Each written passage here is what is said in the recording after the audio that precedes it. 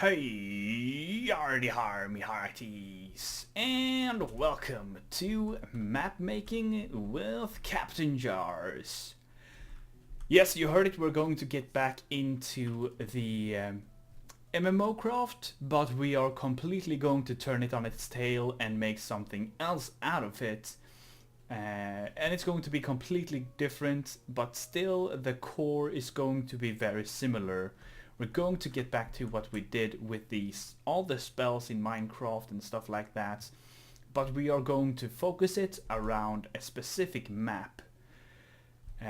Now, first of all, if there are strange cuts, which there might be, it is because Fraps is playing a trick on me or Minecraft or something combined, and sometimes it just stops recording and it freezes the game, and yeah, it just stops recording altogether and it freezes me, so I have to start the recording over again, or from where it actually froze. So if there's a strange cut, that is the reason why, and I don't know how to fix it, so I just wanted to tell you right off the bat.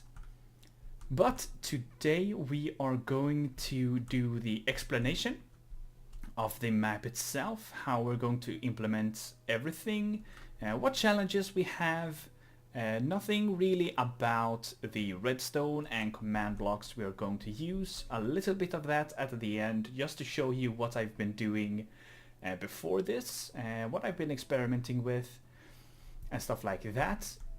But first of all, we have the map. You may actually recognize this style of map because it's a complete ripoff of any MOBA game you have ever seen. I don't know if I should even say ripoff, because all the MOBA games have the same map.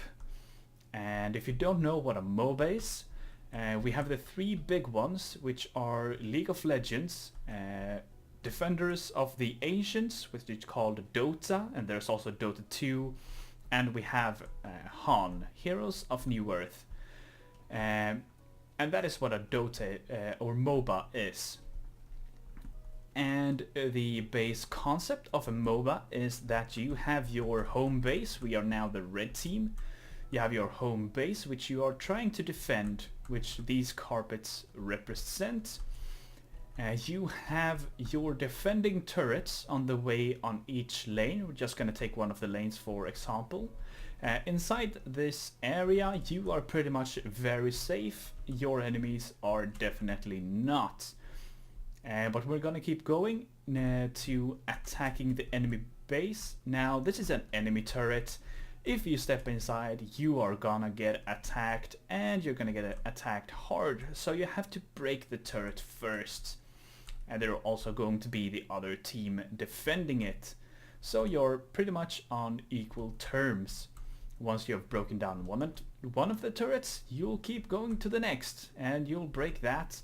And finally, once you reach the innermost area, you will try to break their home base. Now from this point, if you are the blue team, you have the very same difficulties, or what you would like to call it, the very same concept of getting to the enemy base and breaking their home base, or nexus is what it's usually called. And there are three lanes, usually called the top, the bottom, and the middle lane, or the right, the left, and the middle lane. The middle lane is shorter, and it's faster to get from your base to their base, and usually the most prioritized target. And the other lanes are of course also good to push out, to have an easier time breaking down the enemy's nexus. And between the lanes there is something called the jungle in most areas, which is a place where you can gather resources. This is going to be a very hard challenge, because this is not much space. Now the map you are looking at right now is probably scaled down. It's going to be quite difficult to get the turrets to work, to get the minions to work. there are going to be minions that spawn in the lanes that are going to attack everyone, because the mobs in Minecraft can't decide which team to attack. They will attack whoever is the closest. Anyway, that is the base concept. If you know what a MOBA is, you probably didn't care for that explanation because you pretty much knew that already. If you didn't, maybe you have the very base concept at least. But I do think most people know what a MOBA is, or at least League of Legends, because it's a pretty big game. Now the first question is actually, how do we shape the map? This shape that we have right here provide one specific very bad thing. The middle lane is diagonal, so the area which you have to be safe is very small. It's very oddly shaped, but since it's the shortest and the tower range is actually the greatest, if you just take a look on this turret, it's a very long range, and the two turrets are actually interconnecting, so the other turret would probably be somewhere here, possibly, and it will be interconnected, and that would be very great. We also have on both the side lanes a problem that, yeah, you can see that the actual area where you would be able to fight is in a corner, which isn't the best option in the world, since it would be much easier to go in and attack there, but you still need to fight the minions, and the entire fight is going to be revolved inside both towers, which is going to be a problem. So I've made some mini scales. We take, this is the style that we have over here. We have the blue team going to the sides, which is actually straight, and the middle lane is diagonal. And you can see the problem that you have the fighting area in a corner, you have the fighting area still in a corner technically, and the same over here. And the outer lanes are way longer than the middle lane. This could all be fixed by scaling this much bigger and just taking a detour right here or something, and moving the towers a bit further away from each other, so you would actually get a straight shot between both towers, though it is still diagonal and we get the same problem as the middle tower. Then we have the actual diagonal map. No, sorry, it's the actual straight map.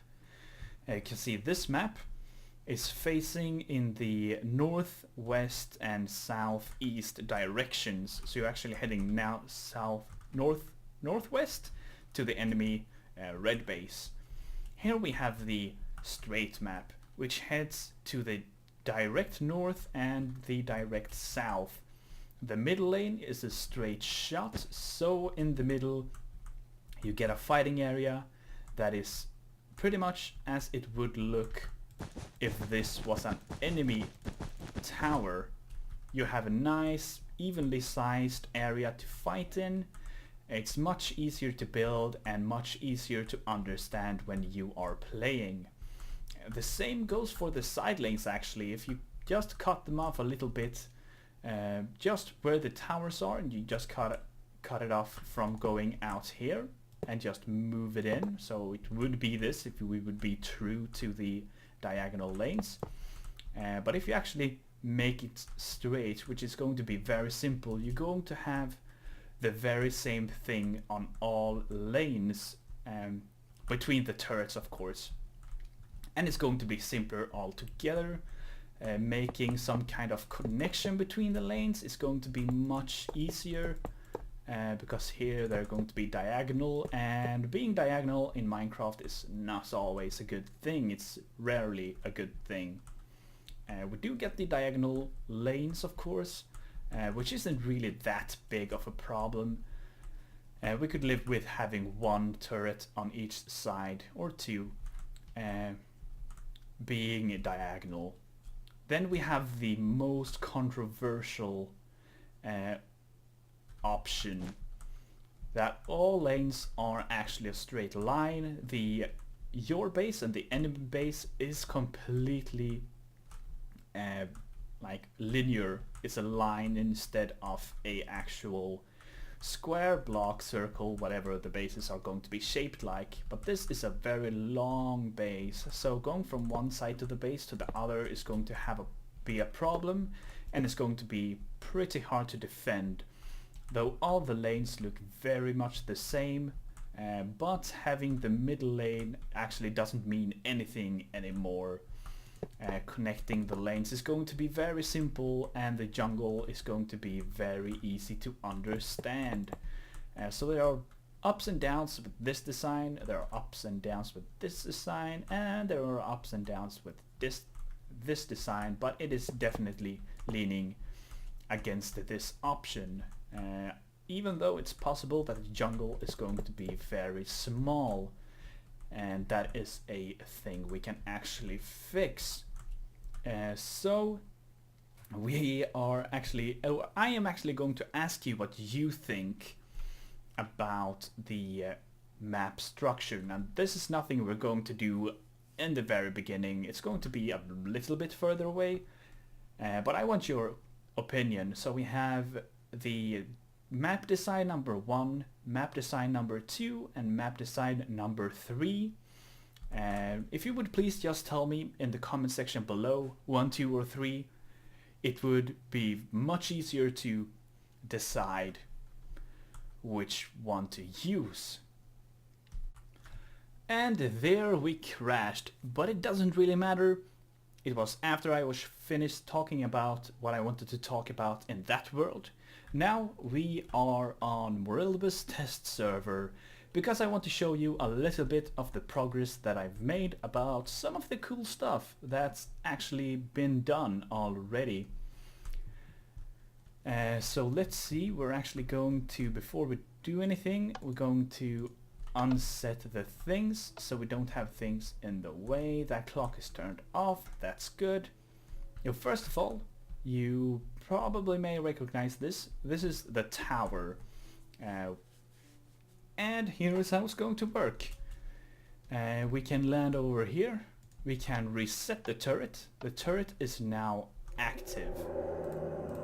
Now this is a blue turret, as you can see very clearly, and as you can see I am in the red team. So I'm going to just flick a switch here. It's not completely done yet. But as you can see, if I go into game mode 0, survival, and I go in to attack the zombie, I'm going to take hard damage from time to time, and the zombie is really difficult to kill, so I will be completely unable to kill it by just going in and attacking it once. So we can restore our health, we can go in again, keep attacking it. It is going to hurt us. I do believe that I have actually made the zombie less durable. I can make it 2-3 times more durable if I want to. Though if there is another person defending the tower, it's going to be completely impossible to destroy. But as you can notice, I am still inside the turret's range, but it is not attacking me anymore. Which is a good thing, because I broke it, and if it would keep attacking me, I would be a very sad red team person, because I would be pretty much unable to continue on. So we have that going for us. Right now it's actually set up, so if there is not a blue person inside this area defending the turret, you can see that it is actually not attacking me. But what I'm doing when I'm flicking this switch is that I'm tricking the system into believing that there is a enemy inside this area, and it's going to attack me. Now that is probably not how it's going to work. It's going to attack faster when there isn't an enemy inside it. or it's just not going to care if there is an enemy inside it or not. I'm still not sure about how to actually design the towers in that option. And that is for balancing options, of course. Now I have made up a CSing system as well, as I might demonstrate. If I kill this zombie, I am going to be granted 10 coins. If I actually turn on the system, you can now see that I got 10 coins. We can do that again, of course. And I kill him and I get 10 coins. Sadly, since there's no one here with us, I can actually not display that a kill. If you actually kill a player, it's already implemented, you will get 150 coins, so it's the same worth as killing 15 minions. We also have a minion system. If I actually turn on the system, we can go in here. This is our turret, this is the enemy turret. It's actually both reds, but we'll say that this is ours, this is theirs, and this is the area in the middle. This is probably how the lanes are going to work. On your way to the enemy base, hello, turn on the system. That's a good idea, Jars Crafted. Turn on the system. We're not supposed to leave on clocks, so that is why I'm not super prepared. But anyway, as you enter the system, you will see that zombies are spawning. Now I am in creative mode, so they will not attack me back.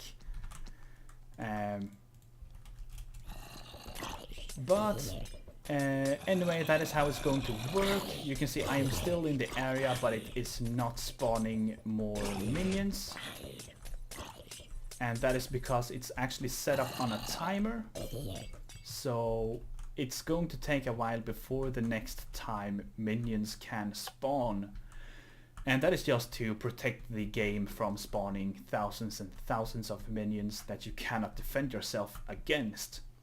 There's also going to be more protection against that, except the timer, because if you don't attack the minions at all and they keep on living, they can actually spawn in 2 sets, which might be what we want, might not be. We'll have to test that once we have a map to put it in, or the possibility to play against a person and just try out one lane. So we are pretty close to actually testing out our first lane. We have almost got a tower, we have almost got a laning system with the minions. This is a test to have minions that can survive during the day, and it is simply a zombie with an unbreakable hat. So he doesn't care about that it's actually day, because he isn't being set on fire, which is a good thing. Sorry about that, it happened once again. So as I said, that's pretty much what I have for you. I have one last little toy, the potion of stunning, which I got from over here. It's a pretty interesting potion. If I throw it, it appears that I am actually having quite a bit of lag. But you can... I hope I didn't crash the server. Connecting, logging in, and let's do this. Oh, I left the game. What? What? What? Come on. Am I here or am I not here? Let's see. I am kind of here. But as you can see, I am unable to walk, jump or do anything while affected by this potion. Slowness, strength and jump boost. If I would spawn a zombie, throw down the potion, I cannot attack him. So it is very much like a stun. Though you can still shoot a bow and stuff like that, it's not going to do any damage, I think. But we're not going to have bows, probably. OP bows. Anyway, that is actually everything I have for today. No more fun potions of stunning and stuff like that. Next time we're probably going to explain how the tower works. I'm probably finishing it until next time. I'll also explain how the lane works with spawning minions and how it's going to work in the end, because we can't have them spawning at the same time the entire game. We of course need to move that when you push out your lane or get pushed out. So stuff like that, a lot of stuff to fix and change and tweak and come up with how we're actually going to do. The minions is definitely the trickiest part that I know about right now. The CS, oh yeah, I'll have to explain the CSing and the killing, the coins, the gold you get. Explain that, of course, and how it works, stuff like that. So I hope you enjoyed this episode. Leave your comments down below on what you think about this project and how it's going to work out, how you think it's going to work out, if it's a good idea or not. So thank you all for watching, and I shall see you next time.